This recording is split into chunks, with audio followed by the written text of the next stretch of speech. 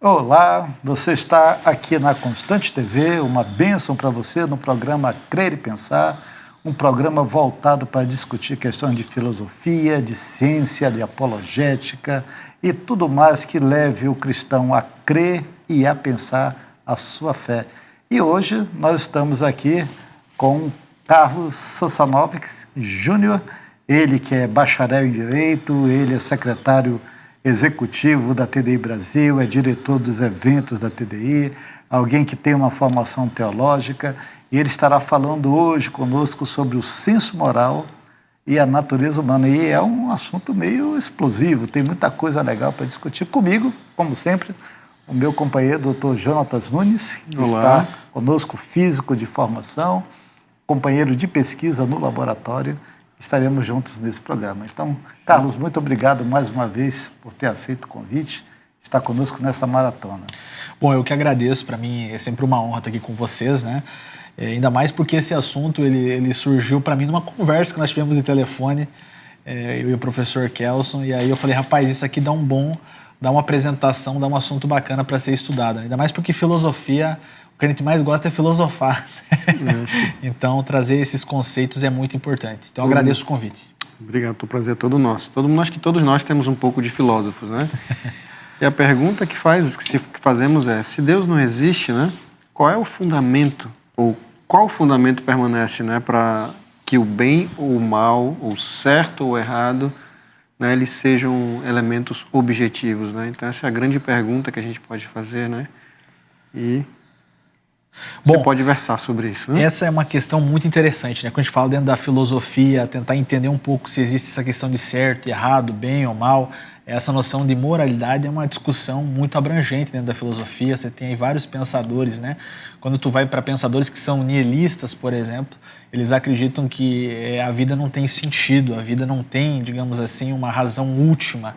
Então, o que acontece? Eles vão dizer o seguinte para você, que não existe certo e muito menos errado. Então, é o seu certo e o seu errado. É aquela velha frase que nós vemos nos dias atuais, que sempre ela volta trajada de uma forma diferente, né? Que é bem conhecida, que é viva a sua vida como se fosse o último dia, né? Então, você tem essa ideia de certo e errado como algo, digamos assim, que não existe.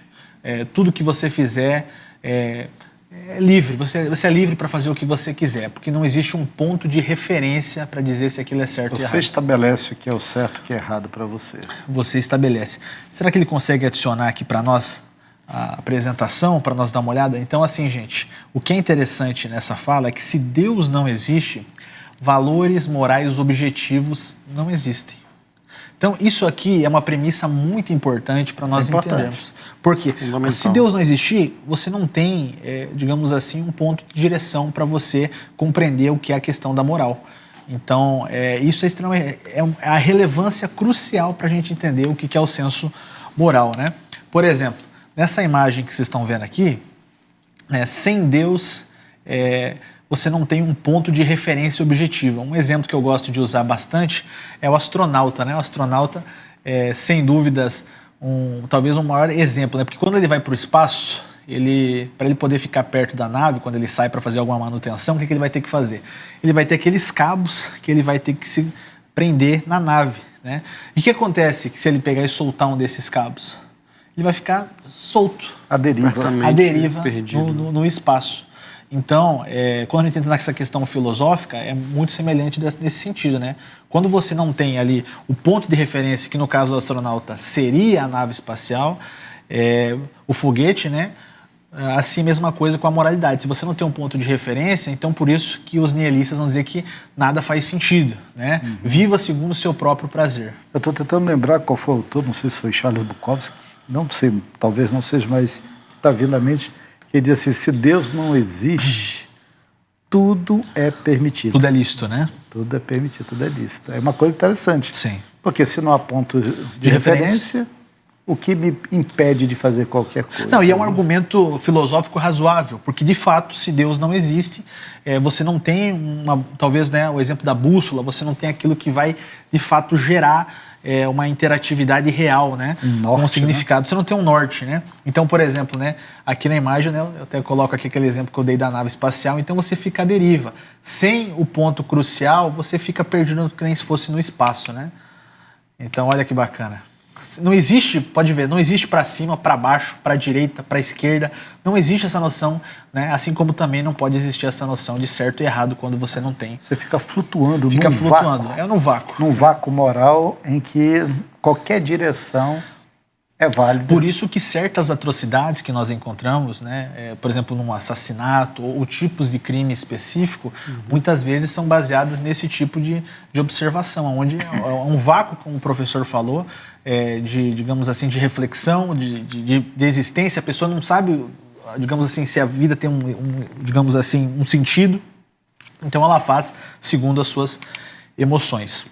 Mas quando nós vamos, por exemplo, para a Bíblia Sagrada, nós observamos algumas coisas bem interessantes, que é a natureza de Deus, né? A gente percebe através dos evangelhos, através das cartas escritas, né, um pouco mais a natureza de Deus. Por exemplo, a gente percebe que fala muito sobre o amor, a verdade. O próprio Espírito Santo é chamado Espírito da Verdade. Automaticamente, por ser chamado Espírito da Verdade, a gente sabe quem é o pai da mentira, né, que traz a enganação. Então, assim, ao mesmo tempo que ele traz a natureza de Deus, ele também pega e mostra, através disso, né, quais são as coisas ruins a serem condenadas, né? A gente vê misericórdia, paciência, graça, santidade, bondade, paz e justiça. Então, quando a gente vê a natureza de Deus, isso nos dá o quê? Um norte. Um referência. Então, quando você cria um referencial. Então, agora você sabe como você deve agir. Por isso que nós temos, né, por isso que o cristianismo é uma religião de extrema importância. A gente sabe que as leis, elas surgem, né, através dos princípios judaicos cristãos. Então, por quê? Porque através da natureza do Deus cristão é possível se chegar a uma noção do que é viver bem e viver com qualidade. Então, assim, as leis vão ser reflexos e respostas para a sociedade. E, ao mesmo tempo, é por essa mesma razão que o cristianismo é tão odiado. Sim, também. É pela mesma razão. Porque se há leis, se há princípios, se há um norte moral, você tem que tomar uma decisão. Ou eu sigo, ou eu me rebelo. E as pessoas não só se rebelam, como elas odeiam aqueles que estão buscando. Porque nós não vemos uma sociedade, vamos dizer, moralmente neutra, né? Sim. Moralmente neutra. A gente percebe, e talvez vocês podem falar um pouco até mais sobre isso, porque vocês são professores, né? Sempre, digamos assim, principalmente na universidade, né? A gente percebe que nós estamos numa geração extremamente agitada. A gente vive numa geração que as maiores redes sociais são as que são mais rápidas, mais curtas. Quanto mais agilidade, para mim não perder tempo, né? Então é uma geração, eu até brinco, ligada no 220, né? Porque lá na minha terra, Santa Catarina, é no 220. Talvez vão dizer 110 aqui. Aqui só 110. Aqui é 110, né? Então aqui é tão quente aqui que se a gente colocar 120, evapora. Então aqui vamos usar o termo geração 110, né? Então o pessoal sempre está eletrizado. Tu pega as maiores redes sociais como o TikTok, Instagram, o YouTube, né? Você tem lá os Reels, que é vídeos curtos no YouTube, você tem os Shorts, o TikTok hoje é uma das mais vistas. Por quê? A geração é extremamente... Ela não quer perder tempo, ela quer coisas que agradem ela. Ela só quer consumir sem que haja uma reflexão moral. Sim. Em cima. Coisas assim, é a busca pelo entretenimento, sabe? Enquanto o fundamento fica de lado. Você vê quais são os vídeos que fazem mais sucesso hoje. É vídeo de dancinha, é vídeo de pegadinha, são coisas que é para passar o tempo. Não se tem, digamos, uma busca positiva de um estudo firme, não. É sempre as coisas que vão fazer mais visualização, são as coisas mais banais. Então, como é uma geração extremamente... digamos assim, ágil, rápida, consumindo, né, coisas muito rápidas, a gente acaba, digamos assim, com o tempo, não parando para perceber essas questões morais e fazendo sempre ao contrário. Porque a gente está tão ligado em coisas tão banais que as coisas que de fato têm relevância, elas passam despercebidas. Sim, sem dúvida. Agora, quando nós olhamos para a natureza humana, né, a gente está sempre falando de uma bússola moral. Né? Com certeza. O ser humano ele não pode viver sem um senso de moralidade. Ele já nasceu com esse senso de moralidade. E quando ele perde esse senso de moralidade, de alguma forma, parece que ele deixa de ser humano, né? Alguma coisa nele se perde. As maiores monstruosidades que a gente vê na história humana não é tanto pelo fato do que foi feito, mas porque um ser humano, um ser moral, perpetrou aquilo. Então, Com certeza. se torna o que a gente chama de desumano. A pessoa deixa a humanidade de lado. E a pessoa sem isso, ela fica o quê? Perdida, né? Então, essa imagem, ela demonstra bem, né? Ela fica perdida. E são várias pessoas perdidas no espaço, né? Eu até brinco que viver sem Deus é você ficar perdido no espaço, sem direção alguma. Então, é por isso que a palavra nos fala que Jesus é o caminho, né? Então, nós seguindo esse caminho, nós vamos saber o que de fato é a nossa, digamos assim, o nosso objetivo, né? Então, é muito interessante essa questão. Bom, então vamos tratar sobre o que seria a moral subjetiva e moral objetiva.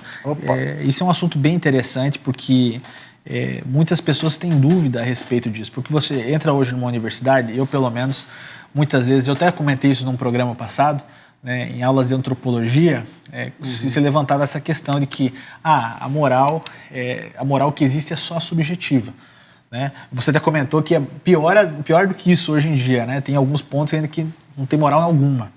Então, o que é interessante é que sempre tentando colocar, digamos assim, a moral subjetiva, ela é no sujeito, né? Que nem nessa imagem aqui que está bem interessante, e não no objeto. Então, isso que fica bem bacana para nós entender aqui. Por quê? Quando ela é no objeto e não no sujeito, então, por exemplo, a gente pode ter gostos diferentes. Por exemplo, eu e o professor Kelson e o professor Jonatas, nós aqui temos gostos diferentes. Por exemplo, vocês podem ver, eu estou de blazer. O professor, ele já vai estar um pouco mais diferente de mim, mais elegante. O professor Jonatas gosta de um colete. Então, você percebe os gostos. Então, cada um tem seu gosto. Mas isso é subjetivo, gente. Né? Aqui a gente colocou as gravuras um sorvete, né? Cada um, uma gosta de morango, outro gosta de chocolate e outro gosta de baunilha, né? Mas isso aí é gosto. Isso não, digamos assim, não reflete o que de fato é. Então a gente pode gostar ou não gostar, desaprovar ou não. Por isso que tem tanta confusão, né? E aí eu vou lançar até para vocês, para nós discutir sobre isso. Quando você tem uma moral subjetiva, o que mais tem é confusão civil e social entre as pessoas. É uma briga de aceitação, é uma briga de ideologias gigantescas, vocês não concordam? Sim, com certeza, né? Na verdade, quando a moral ela é subjetiva, você perde o fundamento da sociedade. Porque a sociedade, por mais que ela diga que nós somos seculares, nós não cremos em Deus, a sociedade ela é fundamentada em valores éticos e morais. Se você tira esses valores, ou os torna subjetivos, né? No subjetivo, cada sujeito entende daquele jeito que ele acha que é certo ou errado, a sociedade ela começa a perder o quê? Os fundamentos.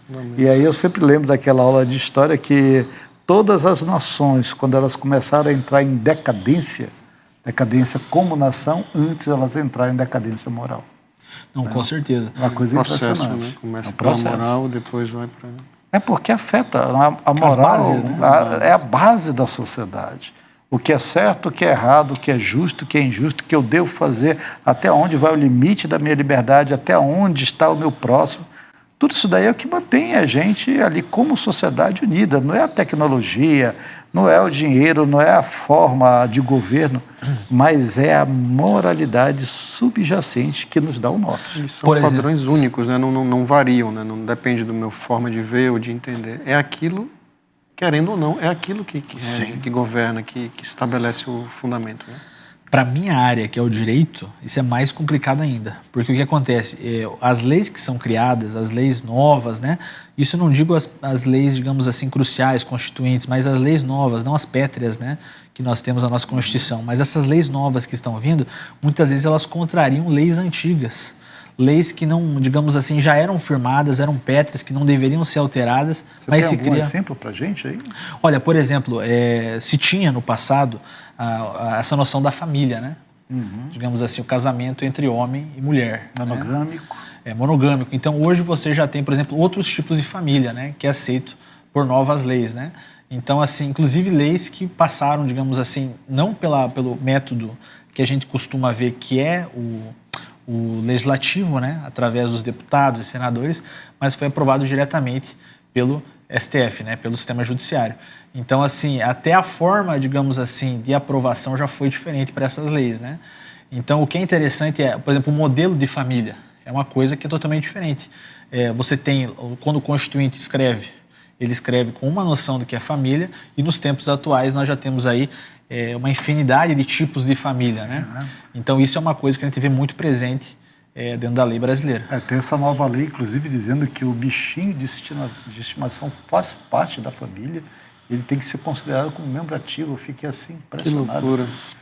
Até mesmo tipos de pensão, né? Hoje você tem uma pensão chamada socioafetiva, né? Por exemplo, digamos assim, de uma forma bem simples para você entender, mesmo que você não tenha um vínculo, vamos criar uma situação hipotética. Imagine que você hoje encontra uma moça, ela tem um filho, digamos assim, ela é uma mãe solteira, né? E aquela criança cria um vínculo afetivo com você. Então, automaticamente, já se criou ali um modelo de família, possibilitando uma pensão socioafetiva, só, digamos assim, pelo apreço da criança, se ela lhe considerar como se fosse um pai, né? Então, assim, é muito básico o modelo de família, não é mais aquela junção que era pelos constituintes, né? Se tornou algo mais simples, né, se fosse ver. E a gente vê que para acompanhar isso, você vê uma distorção até na própria linguagem, né? Por exemplo, pessoal, eu sou de uma família tradicional. Como se família fosse várias coisas. E forma pejorativa, né? Exato. Família tradicional como algo pejorativo. Família já automaticamente já assim,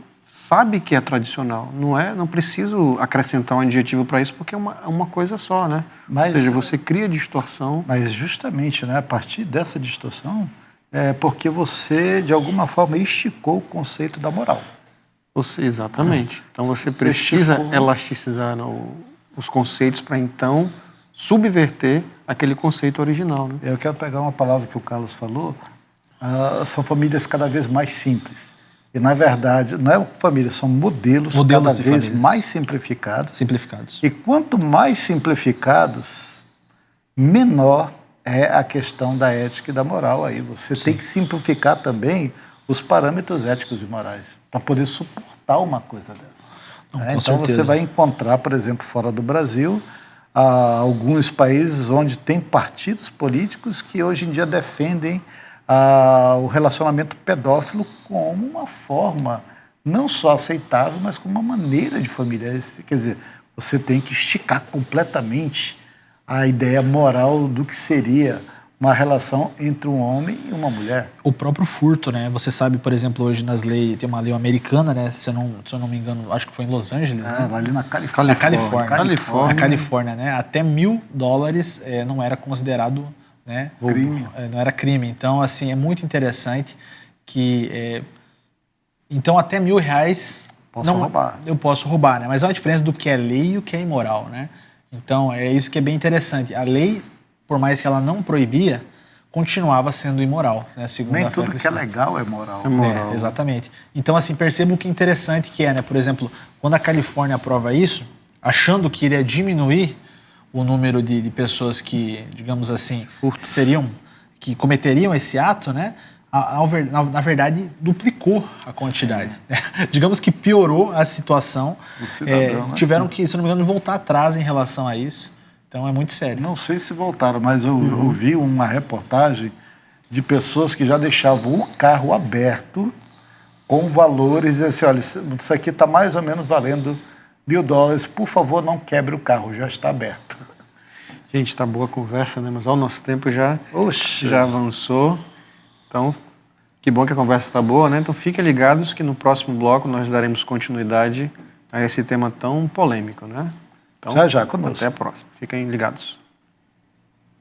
Estamos de volta ao programa Crer e Pensar, numa discussão bastante profunda, né, e polêmica, filosófica, sobre a subjetividade da moral, né?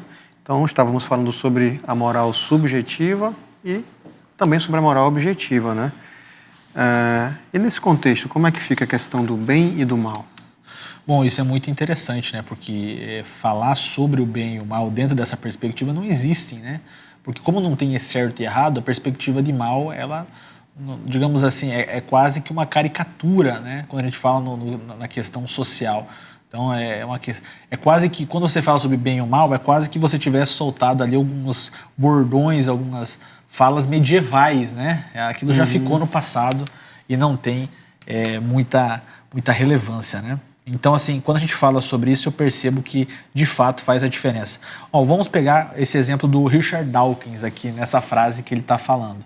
Olha que interessante. Ele vai dizer o seguinte: nem mal e nem bem, nada além de indiferença cega e impiedosa. Isso aqui é uma fala que ele está dizendo a respeito, digamos, da visão ateísta, tá? Em cima da visão ateísta sobre o que é a vida em si. Qual é o sentido da vida? Ele fala, bom, nem bem, nem mal.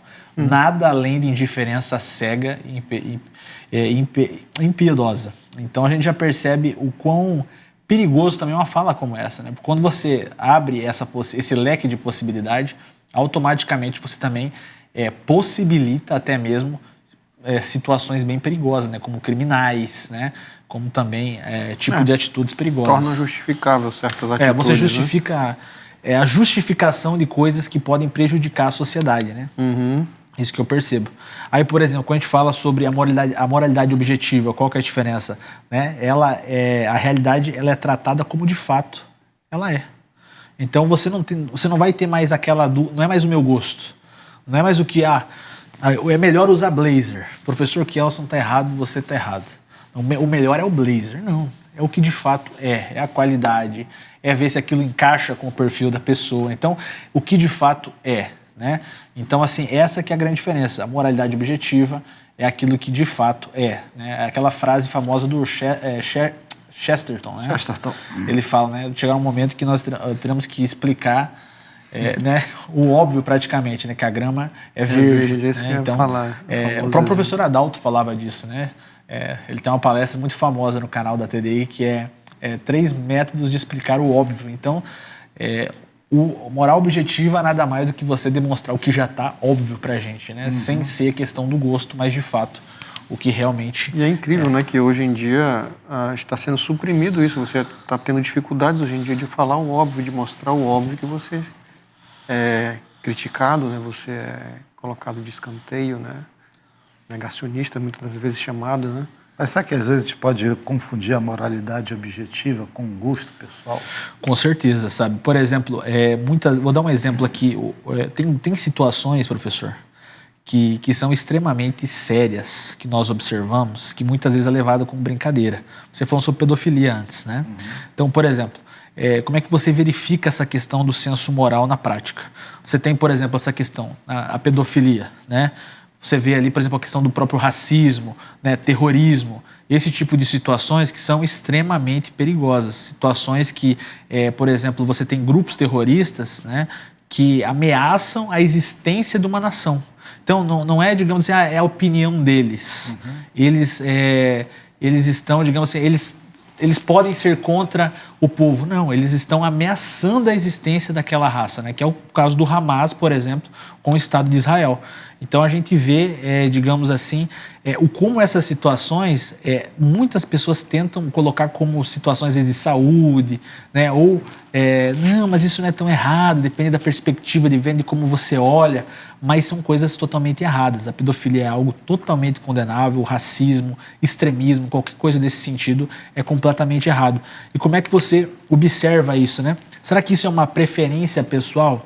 Será que coisas horríveis como essa que a gente observa, né, esse lado, digamos assim, negativo que nós encontramos na humanidade, será que isso é uma preferência pessoal? Fica essa pergunta para nós aqui na mesa, né? A gente tem que tomar cuidado que algumas ideias não... Aliás, todas as ideias têm consequências. Sim. Tá? E se essas ideias elas estão eivadas da moralidade ou da falta da moralidade, estranhamente ela contamina muito rapidamente. Tá?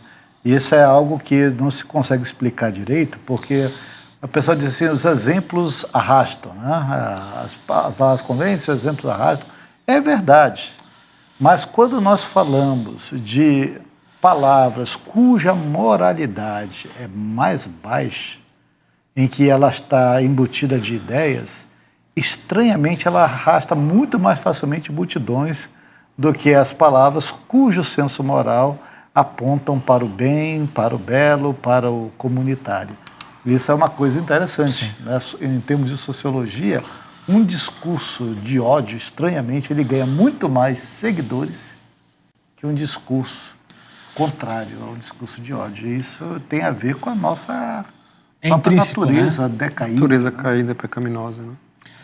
Bom, é interessante porque quando a gente fala sobre deveres morais, né, a gente sempre chega naquela questão de religião, envolve questões religiosas, né?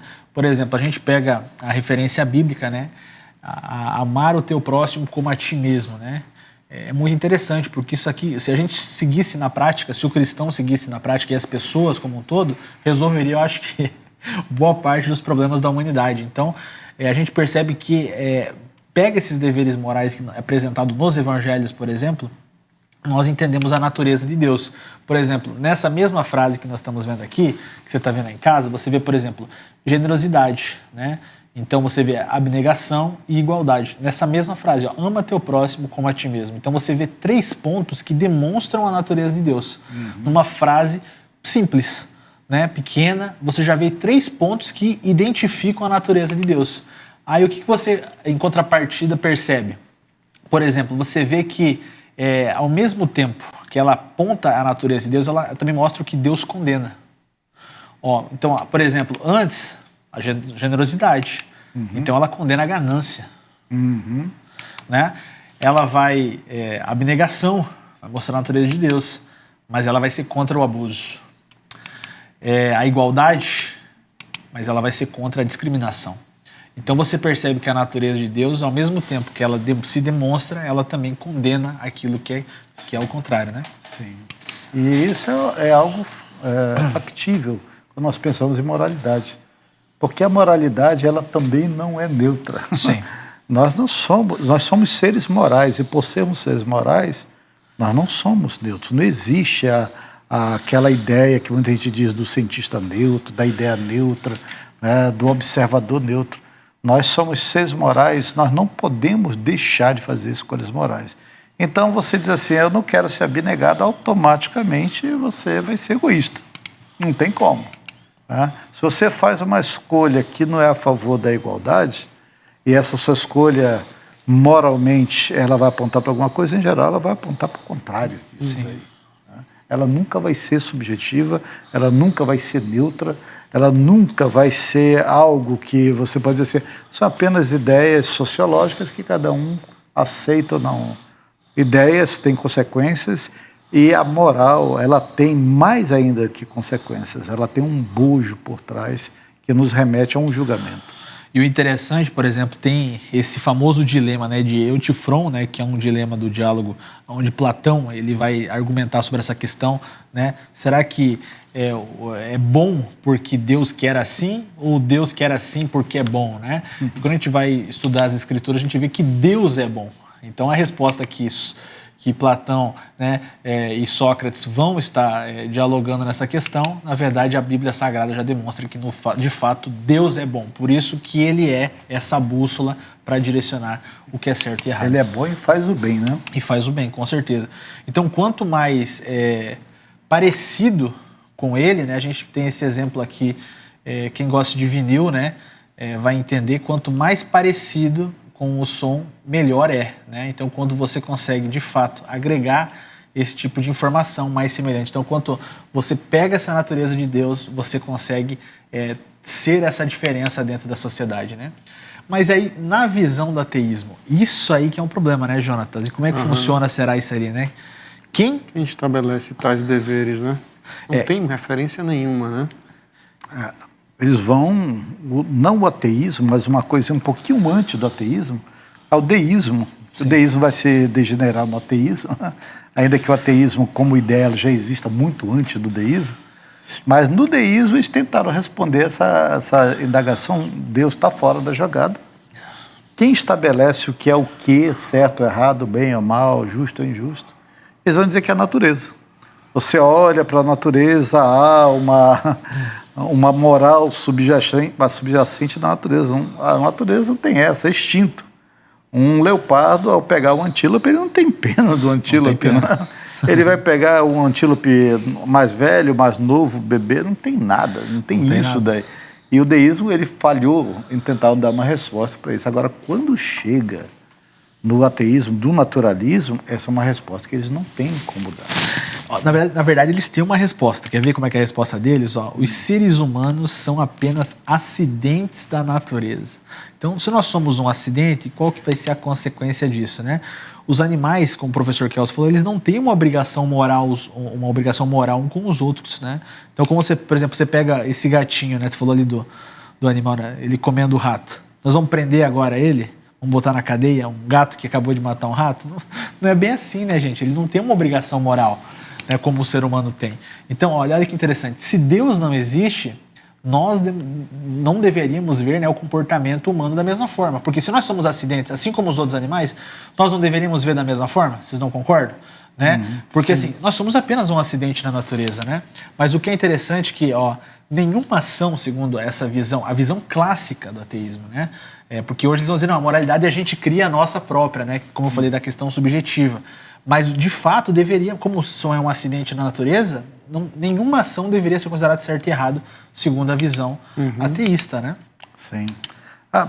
O problema é que o ateísmo está dentro de uma cosmovisão maior, que é o naturalismo. E no naturalismo, certo e errado, eles vão dizer que são apenas ferramentas evolutivas que permitiu que o ser humano crescesse enquanto espécie, mas que eles em si, eles não trazem um significado maior, transcendente. Ele é apenas uma ferramenta. E tem alguns futuristas, né, que chegam a dizer que existirá um tempo em que esse senso moral gregário que vem da evolução, ele será superado. Então o homem poderá viver em plena liberdade, sem essas amarras da moral. No máximo uma ética social, mas não uma moral. O que é isso? É tentar se livrar de algo que é interno a nós. Nós fomos criados como seres morais. Sim. Então não tem como tirar isso daí. Mas sabe qual que é o problema para esses caras? É que o bem e o mal, o certo e o errado existem. Existem. Esse que é, digamos assim, o problema. Qual que é a explicação que eu acho interessante para falar sobre isso? Por exemplo, a gente fala sobre a experiência sensorial, né? O mundo físico, ele é objetivamente real. Quando você cai um tombo no chão, né, você resbalou, caiu, você vai sentir a dor, certo? Você vai sentir ali, talvez você vai sangrar, você vai se machucar. Aí o que é interessante, você sentiu, é uma experiência que você está tendo. E quando você vai para a moralidade, né, por exemplo, a experiência moral. Imagina que você andando na rua, você caiu tombo, sentiu, né, a questão sensorial, você sentiu a dor. Mas aí chega, nisso você caiu teu telefone. Aí chega um ladrão e pega teu telefone e sai correndo. Qual que é a sensação, qual que é o sentimento? De indignação. Eu só não caí, mas tinha que ser roubado ainda. Né? Você fica revoltado, você fica... A sensação é uma sensação de tristeza. Né? Quem se alegra ao ser roubado, a sofrer uma injustiça? Então, a experiência moral ela também é sentida, assim como uma experiência sensorial. Né? Como um tombo você pode sentir a dor, a questão aqui vai ser mais dentro dos seus sentimentos. Né? Você vai sentir uma indignação, você vai, né, até mesmo pessoas vão dizer, as leis têm que ser mais duras, tem que penalizar esse tipo de situação. Então a gente percebe o quê? Que essa questão moral também é sentida. Sim. Isso é importante, porque nós vivemos hoje em dia um momento no nosso país em que estamos relativizando, inclusive, a criminalidade. Né? Hoje em dia você é assaltado e você não é a vítima. Tem pensadores no nosso país, pessoas influentes, que acabam dizendo que o bandido, ele é a vítima da sociedade. E o homem de bem, ele é o quê? Aí você não tem uma resposta. Você relativiza por um lado, mas você não consegue relativizar pelo outro. Simplesmente sufoca o outro lado, né? E aí eu sempre lembro da palavra de Deus, assim, destruir dos fundamentos que poderá fazer o justo. É mais ou menos isso. Sim. Aí. E, de fato, o senso moral, ele é real, nesse sentido que você falou. Tanto dor física como uma dor, vamos dizer assim, na alma. Né? Sim. Porque, como seres morais, Tristeza, nós não podemos né? deixar de nos, como se diz, nos indignar. E isso que você falou, lembrou. Eu já falei isso algumas vezes aqui, foi com Francis Schaeffer. O Francis Schaeffer é um pensador, um filósofo e um pastor cristão, já morreu há algumas décadas. Ele escreveu alguns livros belíssimos, A Morte da Razão, O Deus que Intervém, O Deus que se Revela. Eu acho que é no Deus que Intervém, ele conta mais ou menos essa história. Ele tinha um grupo de alunos universitários, ele gostava de falar para os universitários, e ele tinha um grupo de alunos assim, muito fiéis, tentando estudar a cultura dentro da ótica cristã, E dentro desse grupo tinha eu não lembro se era um indiano, mas era alguém que achava que o bem e o mal não existem, né? Dentro de uma ideia, uma cosmovisão idealista, bem e o mal não existe, isso é um produto da mente, da sobrevivência. E ele, numa discussão com Francis Schaeffer, um dos outros alunos aproveitou essa fala dele, pegou uma chaleira de água quente e chegou em cima dele e disse assim, eu vou derramar. E o rapaz disse assim, você é louco, você vai me queimar, como é que você pode fazer isso? Ele disse, bem, o mal não existe. Se não existe, como é que você pode dizer para eu não fazer isso?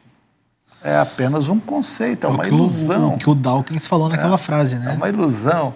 Então, quer dizer, a concretitude da realidade, ela desfaz esse mito, esse naturalista ateísta, de que a moralidade é subjetiva. Ela é subjetiva até o ponto que você é assaltado ou queimado ou sofre alguma injustiça por outro. Eu já vi vídeo na internet onde uma filósofa bem famosa no Brasil falou assim, existe uma lógica no roubo, né?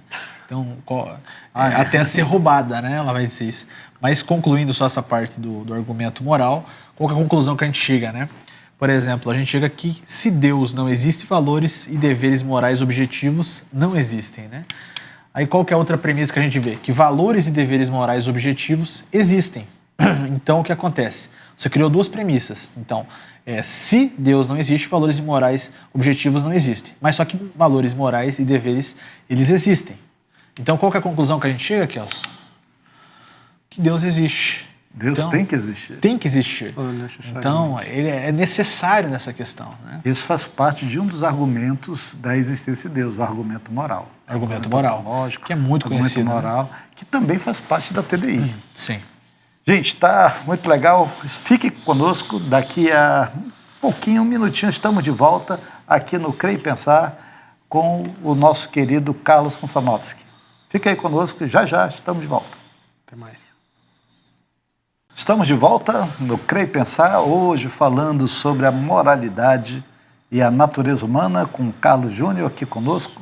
E estamos falando que Deus existe porque a moralidade ela não pode ser negada. Então, necessariamente, tem que haver um ponto moral no qual nós nos referenciamos, não só enquanto humanidade, mas enquanto criação. Existe um Deus criador, um Deus pessoal, moral, que nos criou a nossa imagem. Então, se há um senso moral, se há um julgamento moral, e ele não é objetivo, Carlos estava falando, portanto, Deus deve existir. E aí, Carlos? Bom, um dos grandes mistérios, né, da humanidade, desde aí dos primeiros homens, é essa questão da natureza do homem, né? Porque muito se fala assim, a questão do senso moral, mas e o que vem antes, né? A natureza em si do homem, ela é boa ou má? Né? Porque se nós temos um senso moral que é baseado, né, em Deus, em Cristo, nós temos então também... E por que a gente é puxado às vezes para fazer alguma coisa que muitas vezes não tem nada a ver com a nossa natureza? Qual de fato é a nossa natureza, né? Então, vários homens aí, eu trouxe alguns pensadores que falam sobre isso, mas a gente sabe que tem aí, acho que milhares, né, de pensadores que discutiram durante a história se a natureza do homem era boa ou má. Eu queria conversar com vocês um pouquinho dessas opiniões e também ver o que vocês acham, né? Por exemplo, o Nicolau Maquiavel, ele vai dar uma opinião muito interessante a respeito da natureza do homem. Ele vai dizer que o homem é mau por natureza, ao menos que ele precise ser bom. Então, chegou perto do alvo. Chegou perto do alvo, né? É interessante que a gente percebe dentro da sociedade muito isso, né? As pessoas acabam fazendo bem para outras pessoas, né? Vou dar um exemplo da tragédia no Rio Grande do Sul, né? Muitas pessoas iam lá para ajudar, mas queriam gravar, fazer, digamos assim... Dando alimento. Fazer mídia em cima do sofrimento alheio, né? Tipo, eu estou ajudando, né? A palavra de Deus nos fala que o que a mão direita faz, a mão esquerda não precisa saber. Então, os caras estão ali divulgando, fazendo live, muitas vezes constrangendo aquela pessoa que está ali perdendo a casa, tem os filhos ali, então... É muito difícil. Então, o Maquiavel ele não está totalmente errado aqui no que ele está dizendo, porque tem muitos homens que, de fato, eles só fazem o bem se aquilo trazer algo em troca, né? O único problema de Maquiavel aqui é que ele coloca o homem não tanto como mal, mas como utilitarista. Utilitarista, pois é. é totalmente utilitarista. Se a gente reduzir o homem somente ao utilitarismo, nós temos um problema. Com certeza. Isso esvazia o conceito de moralidade, né? Sim, de certa forma, assim, porque não tem bem aqui. Sim, não existe. Exato. Em Maquiavel não existe. É só o interesse, bem. na verdade. É só né? interesse. Então, no final, é o mal Pensa, também. o casamento é só interesse. Qualquer coisa que você faz é só interesse. Né? Assistir esse programa é só interesse. Então, tudo, de fato, a conclusão é a questão do interesse. A Jean-Jacques Rousseau falou outra coisa que é complicada também, né? É bom, mas é a sociedade que corrompe, né? O problema não está no homem, está na sociedade. Na né? sociedade. Vamos debater Como essa se fosse questão. uma outra entidade, né? Como se não fosse composta de homens, né? O homem é bom por natureza. Ele, na verdade, diz assim, o homem nasce bom, a sociedade o corrompe. Peraí, mas a sociedade é composta por homens. E esses homens? Se que homens compostam? nasceram bons, em que momento eles se tornaram maus? Pois é. Né? Pois é. Então é jogar o problema para uma entidade abstrata, Sim. né? Uma entidade que está fora. Estruturalista, né? De estruturas que estariam. É um argumento Então, que não se sustenta, né? Já que... É um argumento circular que não se sustenta mesmo. mas é um né? argumento muito usado por advogados de defesa, muitas vezes, para defender, digamos, o cliente. Ah, mas o meu cliente, ele passou por isso, que nem aquela filósofa que eu falei, né? Tem uma lógica no roubo, ele nasceu digamos assim, numa cidade muito pobre, numa região muito pobre, então ele usou do roubo para conseguir, entendeu? Ele então, não é culpado. Ele não é culpado, a culpa é da sociedade, então é uma vítima social. E esse argumento, ele é extremamente usado por grupos ideológicos hoje no Brasil. É o estruturalismo social. Sim, né? estruturalismo social, com certeza. Então, esse argumento do Jean-Jacques Rousseau, por mais que antigo, é extremamente atual nos dias de hoje e por grupos... Principalmente aqui no Brasil. Aqui no Brasil é muito usado. No Brasil, Hoje em dia terrível. está bastante em voga. John Locke também John Locke. tem um argumento famoso, né? Não, pois é, ele vai dizer que o homem nasce como se fosse uma folha em branco. Ele é moralmente neutro. Nós somos neutros, né? Digamos, não sabemos o que é certo. Nós vamos se descobrindo, né, com o tempo. Não há um certo e um errado no homem, né? Então já confronta o argumento moral, né, que a gente apresentou aqui, já vai totalmente contra, né, porque... Não, e outra, né? Levanta uma questão. Se o homem é neutro, por que no geral a gente tem tantos males? A maioria dos homens são maus, né? Se existe uma neutralidade, né? E qual foi pelo o ponto, próprio né? critério dela, aleatório dela, era para ser meio a meio, né? Sim. Mas não existe. Qual foi não é o que a ponto gente de mudança, observa. né? Por exemplo, o que estourou numa guerra mundial ao ponto de uma folha em branco chegar a Se algo tão transforma. horrível, né? Exato. Esse é um problema, né? Porque eu sou filho, eu tenho meus pais, eu nasci numa folha em branco, meus pais também foram crianças, nasceram em branco. Então, quem foi o primeiro que sujou a folha? Pois é, essa é a questão. Esse é o argumento da tábula rasa, né? O argumento de John Locke é tábula rasa e também tem problema. Esse argumento hoje em dia já não é muito bem aceito. A base circular dele é semelhante ao do Jacques Rousseau, né? Fica num argumento parecido, circular, né? Agora, um que é famoso na esquerda no Brasil é de Thomas Hobbes, né? Thomas Hobbes, né? É realmente um argumento muito interessante, né? Ele fala isso no livro O Leviatã, que é muito famoso. O homem é lobo do homem, em guerra de todos contra todos. Então, assim, lembra um pouco o que Maquiavel, né, fala, só que aqui é maldade pura mesmo, né? Aqui não é interesse, é ser mal, é guerra de todos contra Aí todos. não precisa ser bom, né? Como a bondade Maquiavel, não existe para né? Hobbes. Como Na verdade, Hobbes ele vai ser usado também nesse argumento um pouco no evolucionismo. Porque no evolucionismo lei da seleção, né? a seleção natural, o mais forte, o mais apto, ele ganha. Os outros que fiquem pelo meio do caminho. Sim. Então o homem é o lobo do homem. Lembra muito um argumento naturalista mesmo, Lembra. né? É como se, digamos assim, ele transportasse isso para as questões filosóficas, né? Não, Hobbes ele vai dar uma vertente naturalista, vamos dizer, filosófica naturalista, dentro do naturalismo. E o que é interessante, tanto o Jean-Jacques Rousseau, o John Locke e o Thomas Hobbes, eles são, digamos assim, extremamente utilizados no direito porque eles são os pais do contratualismo, né? Então você tem aí 3 nomes que são extremamente utilizados, né, para É o contrato social, né? contrato social, né? Então, imagine se nós tivéssemos baseado o nosso contrato social só na visão de Hobbes, né? Uau, que loucura. O mundo se acabaria em poucos Teria instantes, se né? acabado. Agora tem Schopenhauer, né? Se você quiser chorar, é com ele, né? Nossa, ele já vem de um ponto de vista nihilista, né? Cego. Schopenhauer é terrível. O homem é um macaco cego robusto e irracional que carrega um macaco cego aleijado que enxerga. Uau. Então, gente, ele sempre foi bom com bravata, né? Sim. Ele é um dos reis da bravata, então ele sempre coloca nessa noção pejorativa, né, de que a vida é puro sofrimento e a vida é sofrimento vazio, com tristeza, sempre nesse tipo de argumentação. Eu acho que essa ideia de macaco César, macaco César, Macaco César. Eu pensei, sabe no quê? Que é Planeta dos Macacos. Isso. Lançou agora há pouco tempo. Então, esse macaco cego, né, ele é irracional. Então, ele coloca o ser humano, também com esse ponto de vista evolucionista, né? Sim.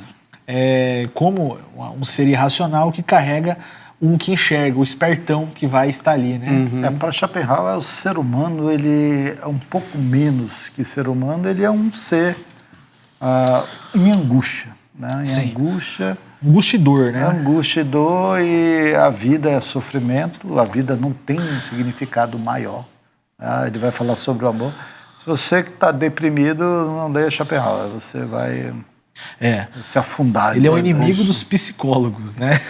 Ler Schopenhauer não é. Se você está passando por um processo de depressão, Schopenhauer não é indicado. Mas fora ele também tem o Friedrich Nietzsche, né? Esse aqui, meus amigos. Obermensch. Né? Ó, eu vou ler, vocês vão comentar para mim essa aqui é interessante, ó. O homem é uma corda esticada entre o animal e o Superman. Super-homem. Super-homem, ou Ubermensch, que ele fala, né? E esse super-homem não existe ainda. É o homem tentando transcender ele próprio. Então, para Nietzsche é essa a ideia. O homem tem que transcender ele próprio para ser o super-homem. E esse é um problema, porque esse super-homem ele transcendeu as limitações morais também. Nós somos a corda esticada, né? Nós somos a corda esticada, né? Nós não somos animais e também nós não somos um ser humano na sua acepção completa do ser. Então, Nietzsche ele vai ser niilista. O pessoal acha que Nietzsche foi um grande escritor, mas Nietzsche ele só escrevia frases. Ele era um cara que gostava... O rei da bravata, né? Ele e Schopenhauer. Ele gostava muito de escrever pequenas frases. Você pegar livros de Nietzsche, você não vai encontrar grandes textos. Ele gostava de escrever aqui e ali, ele tinha umas dificuldades pessoais muito grandes, mas ao ler Nietzsche você tem a sensação de que Deus não existe, Deus está morto. E ele fala 5 vezes isso, né? Em 5 livros diferentes. Que o ser humano ele não é aquilo que ainda deveria ser, ele é o que deveria ser e não é o que já é, não deveria ser o que é. Então, quer dizer, fica uma coisa meio... Então, O que quer dizer isso, né? O que ele quer dizer, no final das contas, que nós, como seres humanos, nós vivemos soterrados embaixo das premissas das gerações anteriores. E uma dessas é Deus. Com certeza. Ele vai dizer que Deus está morto, mas ele continua assombrando as cavernas da imaginação humana. Sim. Então é terrível. E aí vai a pergunta, né? Diante de todo esse mar, né, de ideias tão confusas, né? O que pode orientar e alinhar a gente, né? Trazer um norte, uma direção, né? A gente falou de tantos pensadores, mas o que será que a Bíblia diz, né, Kelson? Sim, por exemplo, essa é importante. Olha que interessante, né? Isso aqui é, digamos assim, escolinha bíblica para as crianças. É simples da gente entender, né? Antes da queda, a natureza do homem era boa porque ele não conhecia o pecado. Então, assim, se o nosso querido Jean-Jacques Rousseau tivesse voltado para antes da queda, ele estaria... digamos assim, quando ele fala que o homem é bom, só nesse trecho, né? Porque só nessa na parte vai corromper já está errado, né? Mas quando a gente vem para essa noção bíblica, né, a gente percebe que antes da queda a natureza do homem era boa, né? O homem nasceu bom, foi criado bom. Ele foi feito à imagem e semelhança de Deus, né? Mas ele pecou e ao pecar ele se torna mal. Então, depois da queda, a natureza do homem se torna má e pecaminosa. Então, a gente vai ter justamente isso. E quando a gente vai ver na Bíblia, né, a gente vai pegar essas referências, por exemplo, em Gálatas, no capítulo 5, no versículo 17 ao 25, né, porque a nossa natureza humana que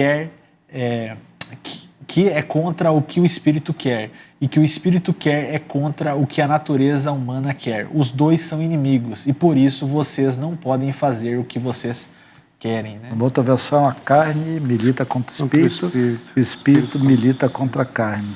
Então, é uma guerra, né, espiritual gigantesca, né? Então, a gente já vê, digamos, esse embasamento bíblico, né, para nos fazer entender. A gente vai ler, por exemplo, para 1 João, no capítulo 1, a gente percebe realmente essa questão, né? Por exemplo, se confessarmos os nossos pecados, Ele é fiel e justo para perdoar os nossos pecados e nos purificar de toda injustiça. Porque mesmo com tudo isso, nós temos uma esperança, né, professor?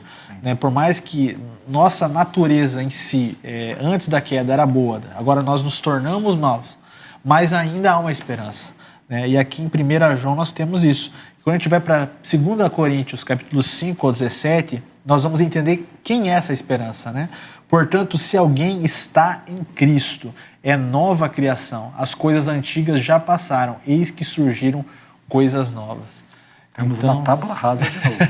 Uma tábua rasa nova, né? Então, assim, nós estamos sendo restaurados, né? Se alguém está em Cristo. Então, já fica muito simples para nós entender aqui que nós precisamos de Cristo. Somente através dele. Não outras coisas, não outros deuses, mas somente através de Jesus Cristo. Sim, porque a nossa moralidade está tisnada. Nós não conseguimos escolher o bem e rejeitar o mal. Nós não conseguimos fazer isso. Nós temos que ser restaurados para, de fato, podermos exercer a nossa moralidade conforme Deus nos deu a sua imagem. Né? Sim, nós não conseguimos. E quando 1 João diz, se confessarmos nosso pecado, quer dizer que o homem, por natureza, ele não confessa. Sim. Mas se confessarmos, nós temos da parte dele a promessa que haverá perdão, que haverá restauração, né, que haverá consolo. E isso para nós é de fato a esperança cristã. Não, e é interessante que o livro de 2 Coríntios, capítulo 5 ao 17, ele tem uma coisa que eu acho muito legal, sabe? A Bíblia tem isso, né? Às vezes é uma palavra, é um contexto que a gente pega, que a gente fica impressionado. Por exemplo, essa parte que fala, se alguém está em Cristo, é nova criação. O que isso remete? A criação antes da queda. Sim. Aqui tem a natureza boa. Então, volta ao princípio, onde tudo era bom. Né? Viu Deus que era bom. Então, a gente volta a aparecer o quê? Com o original, que eu falei antes do vinil. Né? Então, quanto mais perto de Cristo, mais perto do original nós chegamos. Então, que essa palavra, que essa mensagem no programa de hoje possa ficar para você de casa. Quanto mais perto de Jesus, quanto mais perto das Escrituras, mais você vai estar voltando à sua natureza original, que é a natureza verdadeira do homem, né? A natureza que nos foi tirada pelo pecado. Corrompida, né? Foi. Carlos, a gente está finalizando aqui, temos um tempinho. Saindo um pouco do assunto, você pode falar um pouquinho para nós como é que está a TDI no Brasil, a Sociedade Brasileira de Design Inteligente, como é que está indo? O que você pode falar para os nossos telespectadores? Quem tem interesse, saber um pouco mais, o que nós temos aí? Bom, eu quero aproveitar para divulgar, né? Para que vocês conheçam um pouco mais a TDI Brasil, a sociedade que tem grandes cientistas, inclusive nosso vice-presidente, professor Kelson Mota, está aqui. Ficamos muito gratos, né? Como a TDI Brasil tem crescido muito, professor Jonatas aí, nosso novo palestrante oficial, né? Fez uma palestra fenomenal. A respeito da água, professor Kelson sobre vulcanismo, né? Então você que está assistindo aqui na Constante TV, procure o nosso canal Design Inteligente Brasil Oficial, ou você entra no nosso site que é www.tdibrasil.com, que já vai estar linkado ali o canal do YouTube e você já consegue ir direto pelo próprio site mesmo. E pode se filiar, né? E pode se filiar, com certeza. E, gente, para você se filiar é muito fácil. É fácil, rápido e gratuito. Então, para você poder participar, é muito simples. Você que tem o sonho de poder divulgar boa ciência, você que quer levar uma ciência sem ideologias, sem, digamos assim, amarras naturalistas, uma ciência verdadeira. Então, venha fazer parte conosco, né? Venha estar conosco divulgando boa ciência. É muito simples, basta você entrar no nosso site e se cadastrar lá e fazer parte com a gente, né, professor? Quais são os canais que nós temos ligados, os programas que nós temos? Bom, nós temos vários programas muito bacanas, né? Mas um deles em especial, eu quero falar que é a nossa especialização em TDI, né? Que nós temos, que é muito interessante, que nós queríamos que vocês conhecessem. Inclusive, essa especialização aconteceu muito em causa do professor Kelson Mota, né? Ele que foi a mente por trás dessa especialização, junto com o professor Ricardo Marques e a professora Mariana, que no começo desenvolveram e depois empossaram essa missão, né? Aí o professor Alisson peitou também a situação e o professor Kelson estruturou as bases desse curso, usou todo o conhecimento dele, que é um curso extraordinário para você que busca, né, se especializar uma área de conhecimento como a teoria do design inteligente. Esse é o primeiro curso de especialização 100% IAD, tá? Com aulas gravadas e ao vivo, podendo conversar com os professores, tirar dúvida, inclusive... Um corpo docente de altíssimo nível. Altíssimo nível, professor Marcos Ebern, professor Juan Manuel Torres, que é um dos grandes filósofos aí, vivos, né, está participando conosco. Ele tem uma aula de filosofia da ciência. Rapaz, é sensacional. Assim, quem gosta de uma aula técnica, o professor tem uma de termodinâmica incrível, né, a respeito de evolução química.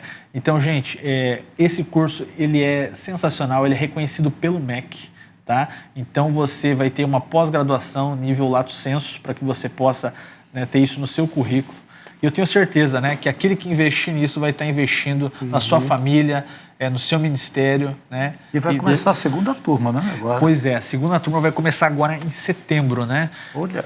Então, mas como as aulas também ficam gravadas, mesmo que a pessoa comece depois agora de setembro, vai poder assistir, né? Só que no formato daí gravado. E além disso, tem os canais, né, do YouTube, né, do TDI. Sim, é muito fácil, gente. Basta vocês entrar em Design Inteligente Brasil Oficial. Ou só escrever TDI Brasil, já vai puxar. Todas as nossas redes sociais, é muito fácil de você encontrar, é só você pesquisar por TDI Brasil. As palestras do nosso 5º congresso da TDI Brasil estão sendo lançadas, inclusive a palestra dos nossos professores que eu comentei antes aqui, né? Toda terça-feira às 19h15 e toda quinta-feira o mesmo horário. Então você que gosta de boa ciência, é uma boa pedida. E está aqui o endereço na tela, aqui embaixo. Vocês vejam aí, vocês estão vendo aqui, pode acessar. Então, gente, é maravilhoso, entrem lá, nós temos lives, temos uma programação bem bacana com documentário, com vídeos, palestras. Então você que gosta de boa ciência, reacts, né? Então, assim, você não vai ter um prato cheio. Professor Kels tem muitos vídeos lá, né? Professor Jonas agora está vindo com o primeiro, mas logo já vai aparecer com mais palestras lá com a gente também. Gente, estamos encerrando aqui. Eu quero agradecer mais uma vez, Carlos, nessa maratona de vídeos que nós temos feito, nessa esteira que nós tivemos depois do primeiro congresso TDI da região norte, nosso primeiro aqui em Manaus. Muita gente participando, primeiro dia, muita gente. Muito bom, muito bom. Sua palestra foi, assim, show, muita gente ali gostando. E eu quero agradecer você que está aqui nos assistindo. Lembrando que você pode acessar todas as palestras, todos os nossos programas anteriores na playlist. As palestras do primeiro TDI Norte vai estar nas conferências. Vai ter um canal não, vai ter um espaço especial nas conferências ali na Constante TV, você vai poder assistir depois que estiver tudo editadinho, bonitinho, tá? Mas queremos agradecer aqui no programa Crer e Pensar, um programa que está voltado para uma fé que pensa, uma razão que crê, na Constante TV, que é uma bênção para você. Até o próximo programa. Tchau. Muito obrigado, que Deus abençoe você e fiquem ligados na programação da Constante TV.